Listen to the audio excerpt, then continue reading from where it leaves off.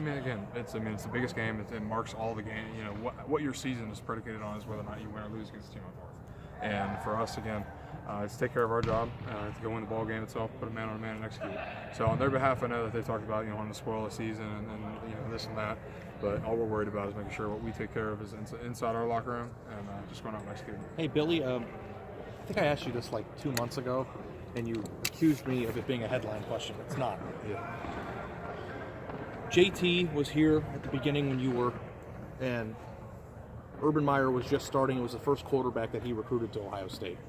And in the beginning of that tenure, Urban Meyer had somebody to build this program around at the quarterback position, which I think is part of the reason why this program has continued its upward trajectory over the past few years. And Michigan right now doesn't really have that quarterback. I was just wondering, from your point of view, being one of these captains and one of the leaders on this team along with JT, what have you seen from him over the course of the past few years in terms of that characteristic of being a program building type of player? Do you see what I'm saying? Yeah, I mean, I think the biggest aspect of it is intelligence and football IQ and understanding your offense and understanding what you can do to help and grow other players around you. And I think that's probably the biggest aspect about JT that many people probably don't really truly appreciate is understanding that his ability to understand the offense and his ability to distribute the ball helps build more confidence in his running backs and his receivers and his offensive line and tight ends.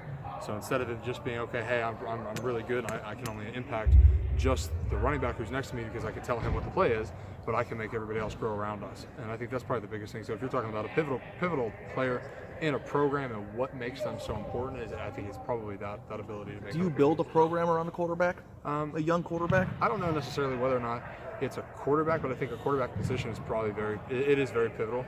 I would also argue against offensive line as well, because again, as an offensive lineman, if you're pretty intelligent, you understand the offense itself. It is to I can understand what our objectives are on this running play, on this pass play. We might not know the receiving routes and stuff, but I think the offensive line and quarterback are probably the two positions that can really help others feel comfortable. But again, quarterbacks are so engaged also with their receivers, so I think that's part of the premier position. Billy, were you on the scout team your freshman year? I was. Did you have to wear the blue? What was that like for you? Awful. No, it's part of the tradition. It's part of the traditions here at Ohio State.